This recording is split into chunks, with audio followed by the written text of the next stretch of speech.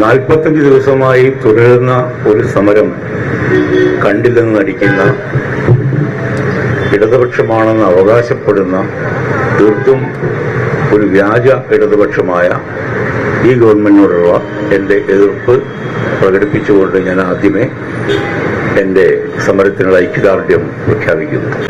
ബഹുമാനപ്പെട്ട സമരം ചെയ്യുന്ന സഖാക്കളെ, സമരത്തെ അനുകൂലിക്കുന്ന ഇവിടെ എത്തിച്ചേർന്നിട്ടുള്ള പ്രമുഖ വ്യക്തിത്വങ്ങളെ,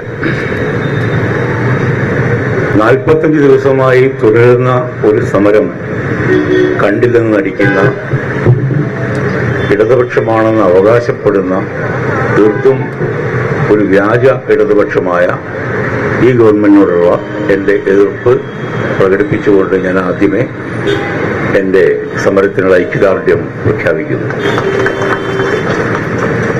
ഒരു മനുഷ്യൻ തൊഴിലെടുക്കുന്നത് അത് ഏത് തൊഴിലുമാകട്ടെ, ആ തൊഴിലിന്റെ മാന്യതയോടെ കാണാൻ പഠിക്കുക എന്നുള്ളതാണ് പ്രാഥമികമായും ഒരു ഇടതുപക്ഷ പ്രവർത്തകൻ ചെയ്യേണ്ടത്. എന്നാൽ ഇവിടെ നമ്മൾ കാണുന്നത് കേരളത്തിന്റെ ആരോഗ്യത്തെ സംബന്ധിക്കുന്ന നമുക്ക് ഇന്നുള്ള നമ്മുടെ അഹങ്കാരത്തിന്, നമ്മൾ ആരോഗ്യരംഗത്ത് നമ്മൾ വളരെ മുമ്പിലാണ് എന്നുള്ള നമ്മുടെ അഹങ്കാരത്തിന്, അങ്ങനെ ഒരു അവസ്ഥയ്ക്ക് കാരണമായിട്ടുള്ള പ്രധാനപ്പെട്ട ഒരു കാര്യം ആരോഗ്യരംഗത്ത് പ്രവർത്തിക്കുന്ന ആശാ വർക്കർമാർ തന്നെയാണ്. നമുക്കറിയാം, കോവിഡ് കാലം കഴിഞ്ഞിട്ടും കോവിഡ് കാലത്തും ഒക്കെ തന്നെ ആശാ വർക്കർമാരുടെ സേവനം മുതലെടുത്ത ഒരു ജനവിഭാഗമാണ് കേരളത്തിലുള്ളത്. നമ്മളൊക്കെ, ഞാനടക്കം,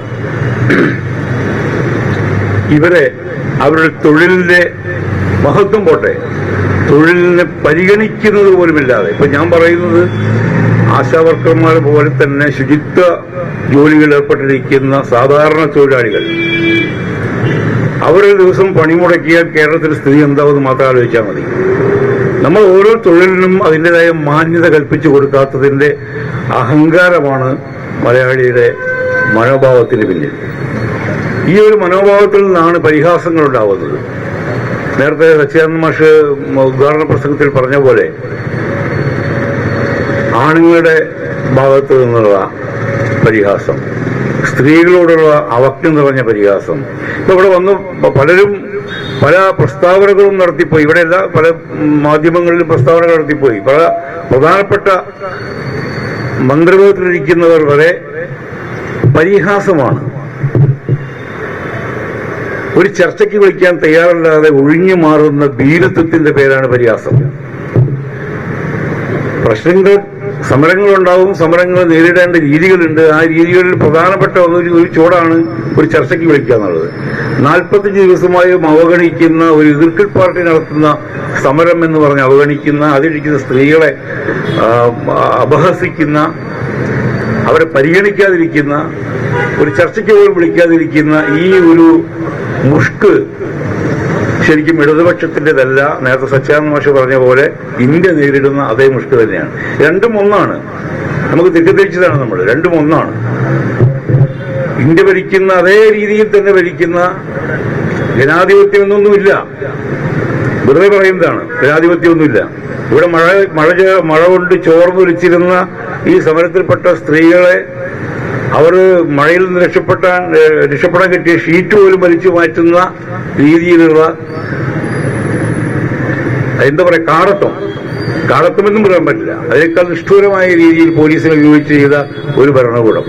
ഇവരുടെ ഭാഗത്തു നിന്നും അനുകൂലമായ ഒരു നടപടി ഉണ്ടാവുമെന്ന് എനിക്ക് വിശ്വാസമൊന്നുമില്ല. അങ്ങനെ നടക്കട്ടെ, സംഭവിക്കട്ടെ. അങ്ങനെ സമരം എത്രയും പെട്ടെന്ന് ഒത്തുചേരട്ടെ. നമ്മുടെ നാട്ടിൽ നടക്കുന്ന ഇത്തരം സമരങ്ങൾ കണ്ടിട്ടും കാണാതെ ഇരിക്കുന്ന ഒരു വലിയ വിഭാഗമുണ്ട്. അവർ ചിലപ്പോ ആമസോൺ കാർഡുകൾ കത്തിയാൽ ബ്രസീൽ എംബസിന്റെ മുമ്പിലൊക്കെ പോയി പ്രകടനം നടത്തും.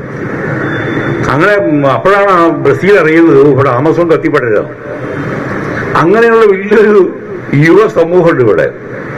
ഫേസ്ബുക്കിലൊക്കെ പോസ്റ്റ് ചെയ്യും എല്ലാവരും അവരുടെ പുസ്തകങ്ങളെ പറ്റി, അവരുടെ പുസ്തകങ്ങളുടെ കവർ പ്രകാശനത്തെ പറ്റി, നാട്ടിൽ നടക്കുന്ന ഇത്തരം പ്രാഥമികമായ കാര്യങ്ങൾ, മനുഷ്യർക്ക് വേണ്ടി ജോലി ചെയ്യുന്ന, ഒരു സമൂഹത്തിന് വേണ്ടി പണിയെടുക്കുന്നവരുടെ അവകാശങ്ങൾക്ക് പറ്റിയൊരു സമരം നടക്കുമ്പോൾ അതിന് ഗൗനിക്കാതിരിക്കുന്ന, ഇപ്പോഴത്തെ ഏറ്റവും വലിയ ട്രെൻഡ് മുക്കിന് ലിറ്റററി ഫെസ്റ്റിവലുകളാണ്.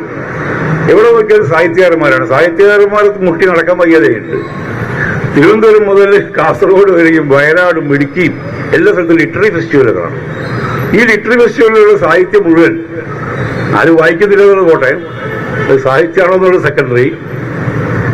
ഇവർക്കൊന്നും ഒരു ഫേസ്ബുക്ക് പോസ്റ്റ് പോലും ഇടാനുള്ള ധൈര്യമോ ബോധമോ ഇല്ലാത്തതാണ് നമ്മുടെ കേരളത്തിന്റെ ശാപം.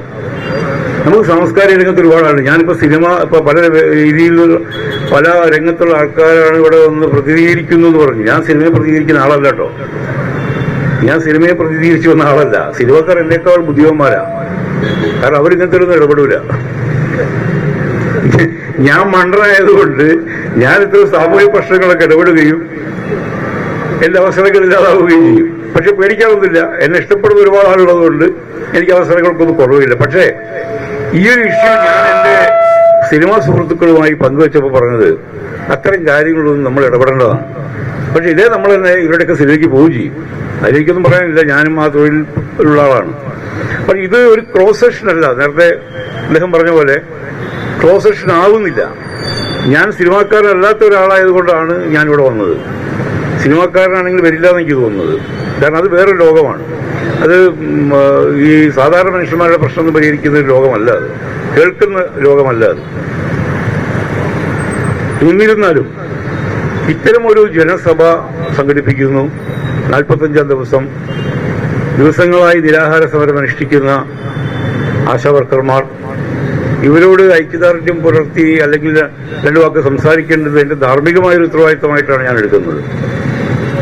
ഈ സാംസ്കാരിക രംഗത്ത് നിന്ന് ഇവിടെ എത്തിയിട്ടുള്ള എല്ലാ പ്രധാന വ്യക്തിത്വങ്ങളും ആ രീതിയിൽ തന്നെയായിരിക്കും ഇവിടെ വന്നിട്ടുണ്ടാവുമെന്ന് എനിക്ക് തോന്നുന്നത്.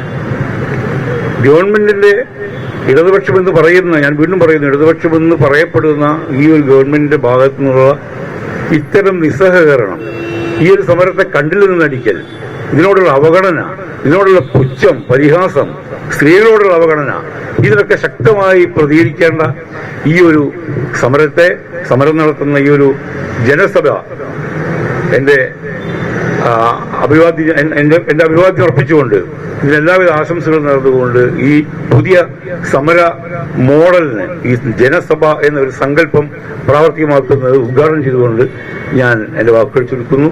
ജയ് ഹിന്ദ്.